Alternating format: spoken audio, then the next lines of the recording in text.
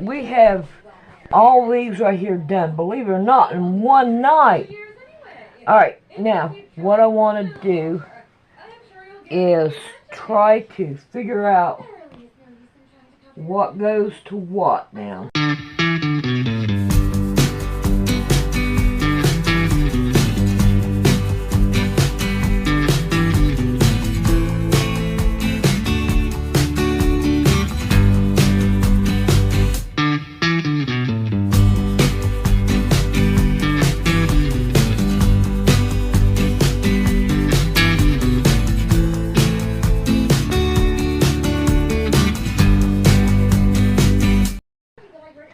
I've got one right here.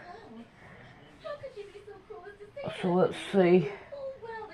Let's see, it'd be this way. And now I need two.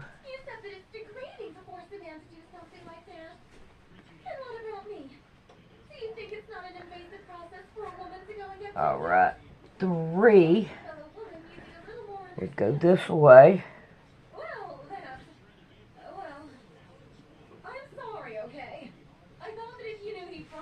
Alright, and then this one right here has got to go here.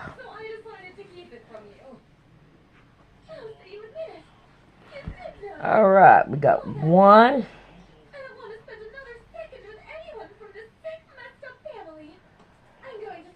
two, three, 4, 5,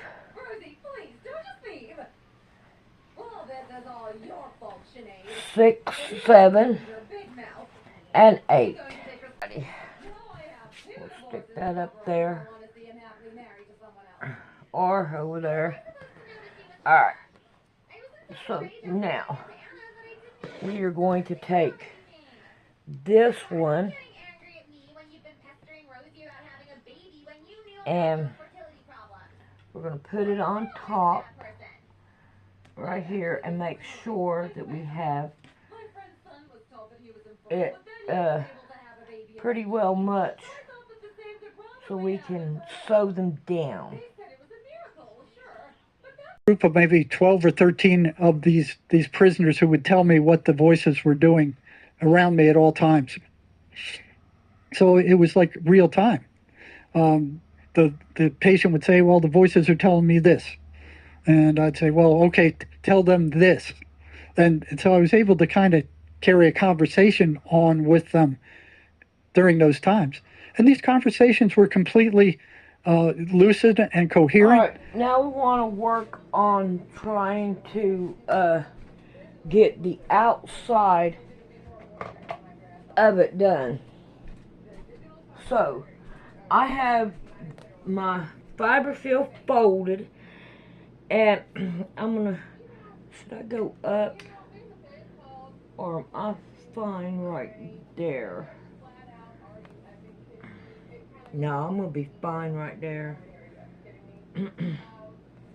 And I'm trying to get some of this done before tomorrow, because I won't be able to record because of the baby. So, I gotta get this done before then.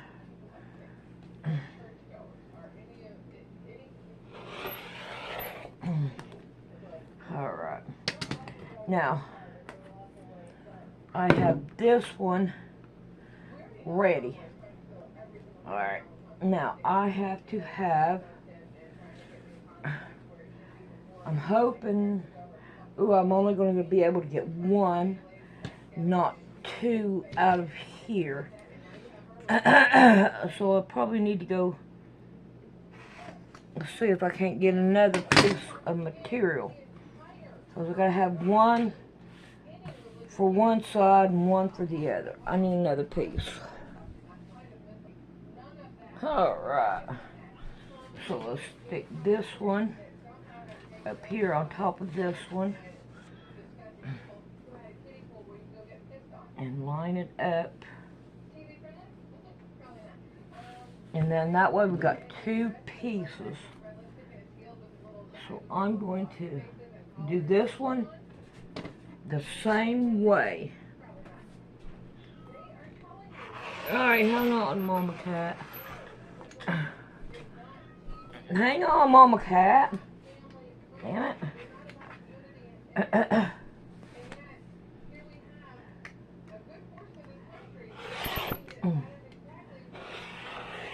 There we go.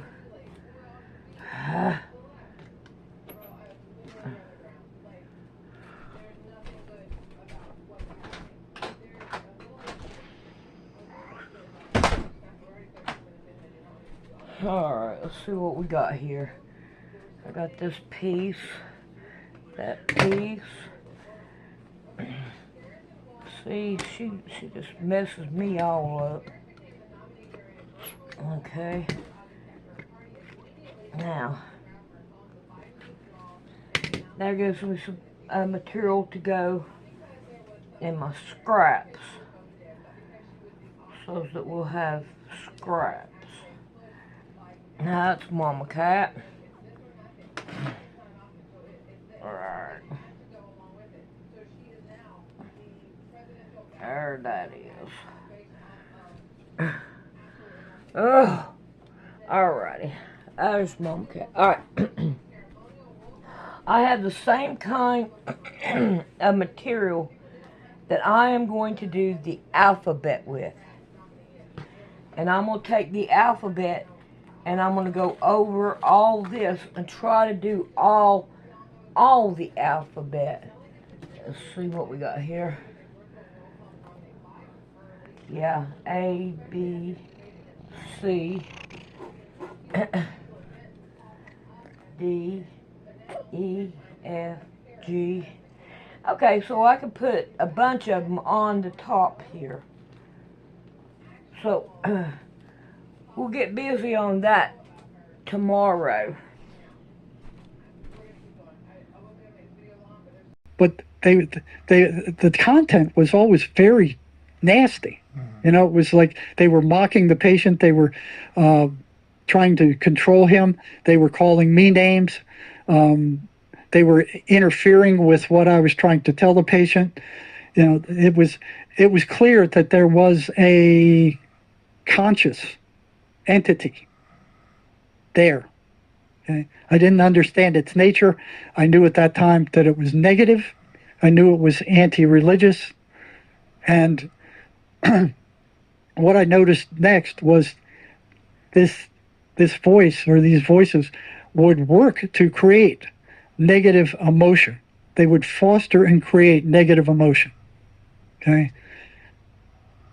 And I also noticed before I ever got there at the when I was working at the state hospital, is every time the voices showed up and attacked the patient, their energy level dropped to almost nothing. The same thing happened in the prison. So 2,000 miles away from Georgia, here's the same patterns appearing in schizophrenics in the prison. Okay? The voices were negative, they were anti-religious, and every time they appeared, the patient was devoid of energy. Their energy level dropped to nothing. Okay? So it was like there was a one-to-one correlation between the voices showing up and their energy level dropping. Okay? So I'm like, what's with that? You know, it was like, and I would point this out to the patients. They didn't see that correlation. It was strange because a lot of them had been hearing the voices for years. So we're talking maybe tens of thousands of times the voices came and attacked them. And each time they were attacked, their energy level dropped to nothing. And they could sense that, but they couldn't make that link. You know, they couldn't make that correlation. You know? So when I tried to point it up to them, I'd talk to them like, okay, every time the voices come, your energy level, after they leave, your energy level drops to nothing, doesn't it? I go, well, yeah. So, well, what do you think is causing that energy drop? They go, I don't know. I have no idea. You know, I'd say, well, if you stuck your hand in a fire 1,000 times and each time your hand got burned, what would be burning you? They didn't have any trouble with saying, well, it would be the fire. then you turn that around and you go, well, if the voices came 10,000 times and each time you were drained of energy every time they came, where's your energy going? Or what's affecting it? Well, I don't know. They just couldn't make it. They couldn't make the connection. Some of them did, and that's what they need to know. These things are parasites. These are energetic parasites. They're feeding off these people. They have to turn their emotional state negative before they can take their energy, because it's a very low vibrational energy. These are very low vibrational entities. Okay, so they are parasites. So we're not the top of the food chain. Okay, and the way they attack is they will put thoughts. See, psychology, psychiatry don't study the mind. They don't study thoughts. They have no idea where thoughts come from. They don't even look at it. They go, well, we can't measure it, we can't study it, we can't talk to it, we can't see it, we can't. So we're just staying out of that area. We'll study behavior instead. They don't realize that behavior comes from thought. The thought comes first and then the behavior. So in order to understand the behavior, you have to understand the thought and where the thoughts are coming from. I had no idea where thoughts were coming from at that point, but I knew they were coming from outside the patient, because they would tell me that. Okay, I'm hearing this now. They're telling me this now. So what it looked like was the brain was a radio receiver for these entities. It had a bunch of different frequencies, and it was stuck on a very low frequency channel. Okay? So they were able to pick up these entities, and so that's what it looked like. And that's I would tell them these things, and they would agree that that's kind of what it's like. So what happened would be, in the prison, it would be pattern after pattern after pattern would show up. Okay, so what these patterns were is like, if you got a big magnet with a big heavy magnetic field, okay, and you're just sitting it on your desk, you can't see that field, you can't taste it, you can't touch it, you can't feel it, you can't sense it in any way. So for all practical purposes, it doesn't exist unless you know about it. So if you took it into people 200 years ago, showed them this magnet, they wouldn't know what it was. It's only after you put a piece of metal in there and it gets stuck to it, then you can see that there's something operating there. Okay, so with a magnet, if you get a bottle of iron filings and you put it on the magnetic field, now you can see the shape of the magnetic field. Okay, now it appears. Otherwise, it's not perceivable. Now these patterns are the same thing. These entities are energetic. They're energy. There is no time. There is no space. There is no matter where they exist. They can go through things. They can go into your mind. They can put thoughts into your mind. And they put thoughts in your mind that upset you, like you're no good, you're rotten, you're ugly, you're stupid, you're dumb. Every rotten thing that you can think of is coming into your mind from these entities. Any negative thought about yourself, Sherry Sweeney said, any negative thought about yourself or anybody else comes from these entities. So they can insert thoughts into your thought stream, and they sound just like your thoughts. So it's not like when they're active, you hear a voice that goes, "Well, I'm the voice and you better listen to me because I gotta tell you some stuff." It's nothing like that. It sounds just like the thousands of other thoughts that come through your mind on a normal day. Only the content is very different. Okay? And they hit us all. It's not just schizophrenics. They hit everybody. One example I show is, here in Arizona, most people don't have lawns. We just go out in the backyard with a machete and cut down the cactus to keep them from overgrowing the place, So I'm out in the backyard with a machete and I'm cutting down cactus, and I have a beautiful white husky dog, And she's running around back there, and as I'm cutting cactus, and she runs right by. Here she just appeared. She runs right by, and here's this thought comes into my head, like, cut off her head. And I'm like, what? What? It's like, I'd never do anything like that. I would never think anything like that on my own. And I was shocked that this thought even came into my head, and it upset me. That's how they operate. Everybody has those kinds of thoughts. You might be driving down the highway and you go, I wonder what would happen if I turned into the traffic. Or I wonder what would happen if you're standing on the edge of a bridge and you jump off the bridge. I had a very, a very good preacher said he was standing on the edge of the Grand Canyon and he had a thought jump into his head, jump. So they hit us all. And they hit us all by putting negative, nasty thoughts into our minds. And then they try to get us to act on those thoughts as if they're our thoughts. So what I found interesting was a lot of these prisoners would ask the voices, who are you? What are you? What do you think the voices would say?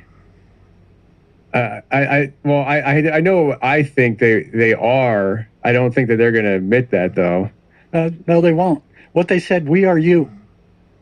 They want the patient to believe that thought belongs to them, that they are those thoughts that are being inserted into their head. So if you think you're your thoughts, you're screwed. Okay? So you look at all the crap that goes through your head on a regular day. All this stuff all this stuff you think about, all the stuff on the radio, the television, it's constant chatter. If that's you, then who is listening to that? Your thoughts are not who you are.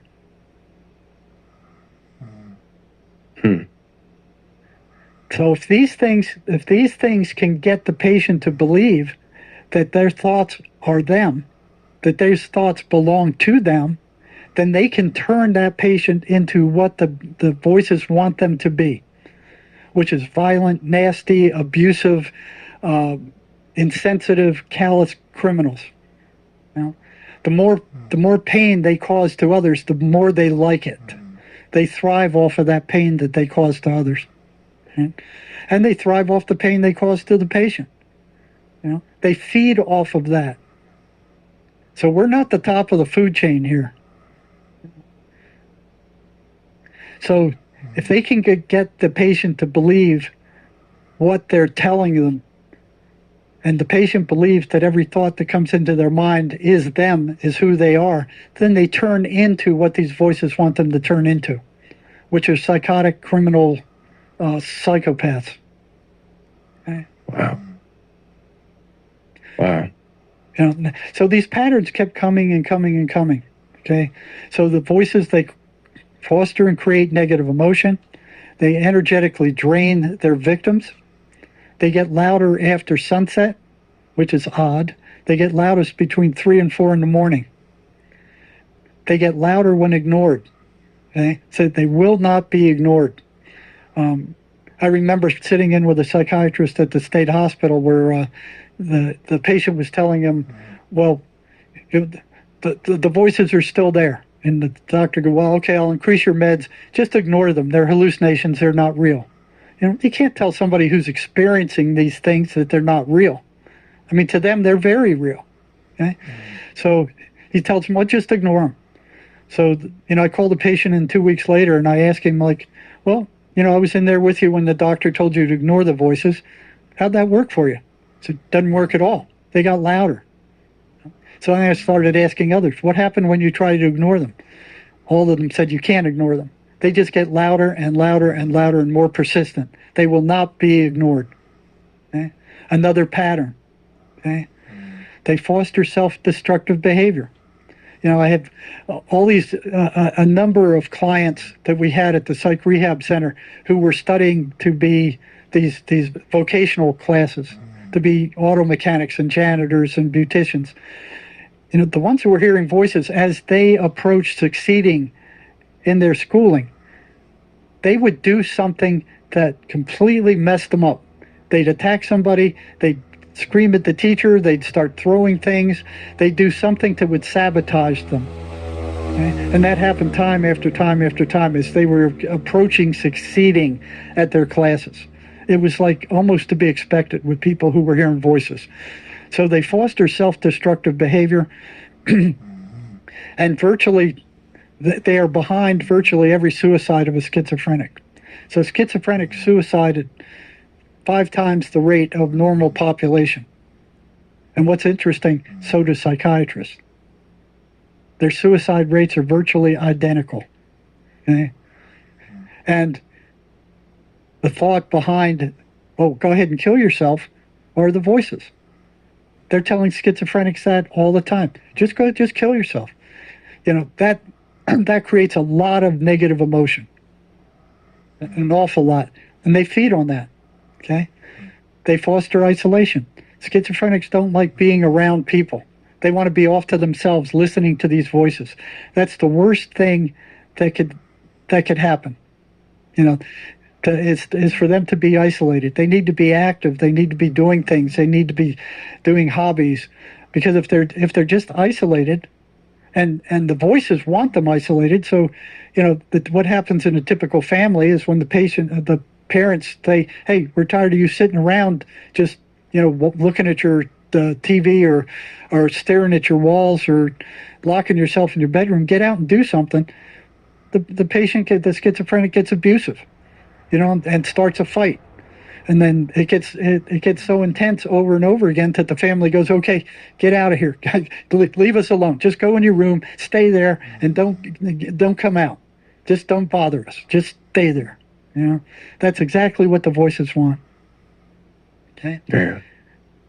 and that's the worst thing that could happen. The voices demand the attention of the victim. They're constantly moving to obtain more and more control. Okay, they're constantly fighting for more and more control. And I've talked to a number of patients when the voices first started off. They would start off by saying, "Hey, pick up that pencil, or walk over to that chair, sit down, stand up." Simple commands. It was like somebody learning how to drive a car. Like, how much control do I have here? It was like they were experimenting with how much control they had. So that goes on and on and on, them trying to take more and more control until you have these psychotic killers that just, run out into the streets, start shooting people randomly. Okay? They gaslight. They manipulate perception. Now, the other thing they do is they have pretty much complete access to the schizophrenic's memory. They can go in there and they can pull up every rotten thing the schizophrenic did and say, "Hey, you remember when you did this rotten thing? How do you feel about that?" So what they do is they stir the pot constantly. They want them feeling bad. They want them feeling guilty. They want them feeling sad and whatever negative feeling they can generate. Okay, so I'm not going to go through all these. There's like 23 of them. But the bottom line is, if the voices are running patterns, which they are, they can't be hallucinations. Yeah. Hallucinations don't run patterns. So you can go to my website at jerrymarzinsky.com, go to articles, and pull up a list of all these patterns that these voices run. And these are fixed patterns. And it's not just one schizophrenic that runs them. It's virtually all of them. The schizophrenics in Georgia, in the state hospital in Georgia, were hearing the same voices, running the same patterns that they're hearing here in Arizona, and now that I'm working worldwide, it's the same thing with people in other countries. These are wow. The same patterns. Now, these patterns are the operational definition of what the voices are. Okay? So it's like it's like the iron filings in a magnetic field. This is what they are. Okay? Now, psychiatry is not even in the same ballpark. They're still believing these things are hallucinations. They're still teaching that in the colleges and the graduate schools. They're teaching it in the medical schools. They're teaching it in psychology. none of what they're teaching is helping anybody. Those drugs that the psychiatrists are dishing out are not curing anything. You know, the psychotherapy that they're teaching in the universities is not curing anything. You know? So Yeah. there is one system that has come up, and it's called the MACE energy method. This system will go in and it will remove psychological problems. It will get rid of them. It's because most psychological problems are caused by trauma, and that trauma is buried in the subconscious and it stays there. So it's like a computer virus in your brain. It's not evident. You're not aware of it, but it's working on you. It's affecting your behavior in a negative way. Okay, so instead of taking psychiatry's drugs that don't cure anything, you know, you guys can go and look up the Causism Institute. It's called www.causism.org.